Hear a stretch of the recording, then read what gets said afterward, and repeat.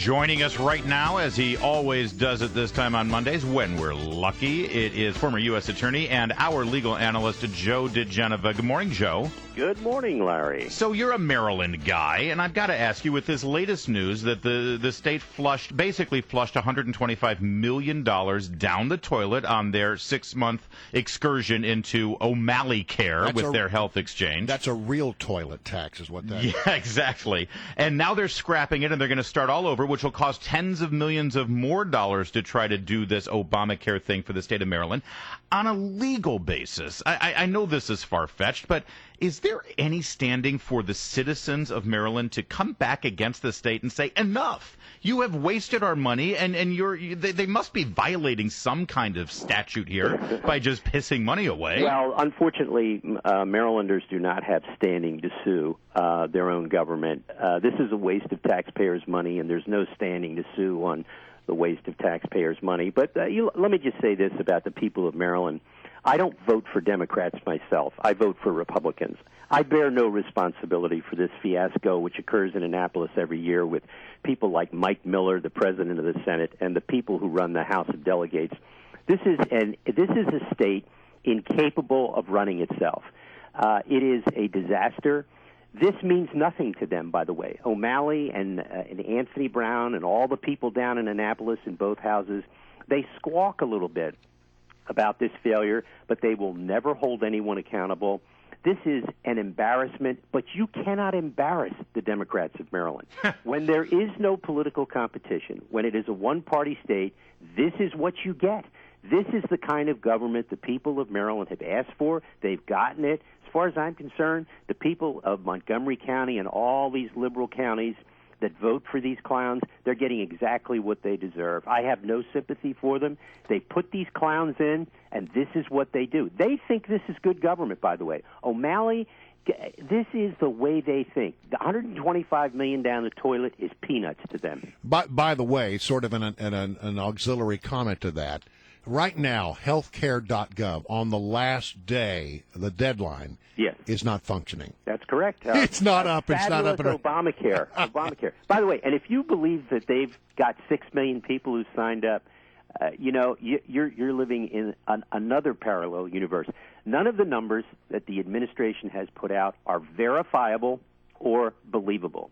John Barrasso says that they're cooking the books. There's no doubt that I gave a speech to the Federalist Society on March 21st, which is now available on our law firm website, www.digenovatonsing.com, about how this administration has used lying as an official public policy to effectuate government.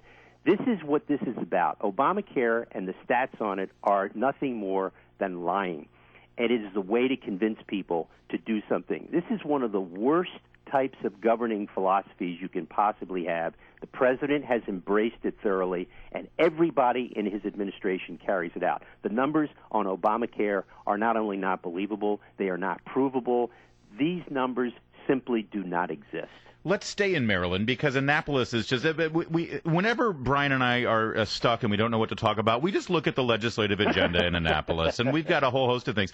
You've seen this fight over the tax breaks for this Hollywood production company that's been doing House of Cards here in Maryland. And now the House of Delegates, they've voted to use eminent domain to seize the equipment that this Hollywood production company brought in if they leave. Is that at all a proper use of eminent domain? Well, Mike, see, now this is a case of two groups of people who deserve each other perfectly. Liberal Democrats who run the state of Maryland and people who produce the House of Cards, another group of liberal Democrats from Hollywood. A brilliant legislator, a liberal left-wing Democrat, William Frick from Montgomery County, has proposed this bill to seize the production property, that is their film stage, their cameras, and their digital equipment, which is in Maryland, if they continue to insist on more tax credits and try to move the equipment to another state. This is so delicious. This is so delicious. No one can. The people who write House of Cards ought to make this an episode as they leave town. Oh my gosh, they should. They ought to should. make this an episode of how morons like William Frick, the Democratic delegate from Montgomery County, think government should work. This guy's a thug. These people in Annapolis really are thugs. They don't care about the First Amendment. They care about one thing, tax dollars, income for the state. This is such an embarrassment to both the House of Cards and the state of Maryland that it should be put on a stamp, a United States stamp, ought to have a House of Cards in Maryland eminent domain postage stamp. Oh, Kevin Spacey would actually look good on a postage stamp. I think. He would. He's a very pleasant young man. Yeah.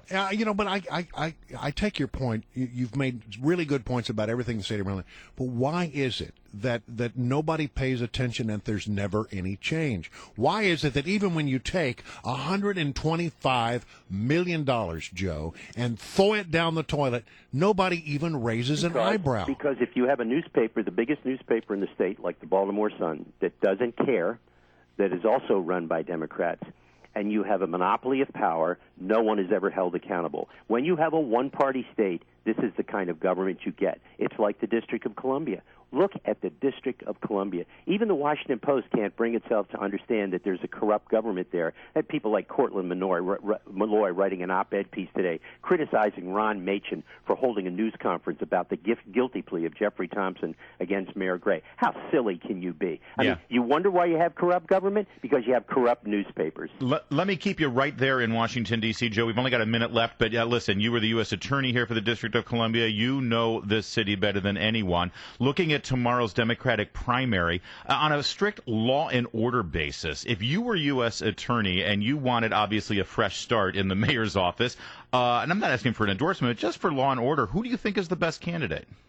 Well, I think the collection of candidates outside of Mayor Gray is actually fairly. They would all do a pretty good job. Anything after Gray would be worthwhile. Anybody but Gray. I just think after what he has done to the public, forget whether or not he's even indicted. Although he is going to be indicted, and I think if he wins the primary, he gets indicted before the general election. What do you make of the poll that shows 27% of the voters still want him, despite what they know? I think there's always going to be a de minimis group of voters who will vote for anybody, no matter what. Edwin Edwards, the governor of Louisiana, had high approval ratings as he was convicted of RICO fraud. Great point. And by the way, he wants to run for office again. That's what I heard. He'd be a great member of Congress. Yeah. Joe DiGenova, it is always great to have you. Okay, you always get us started off every week with some good fire. Thanks, Bye. Joe.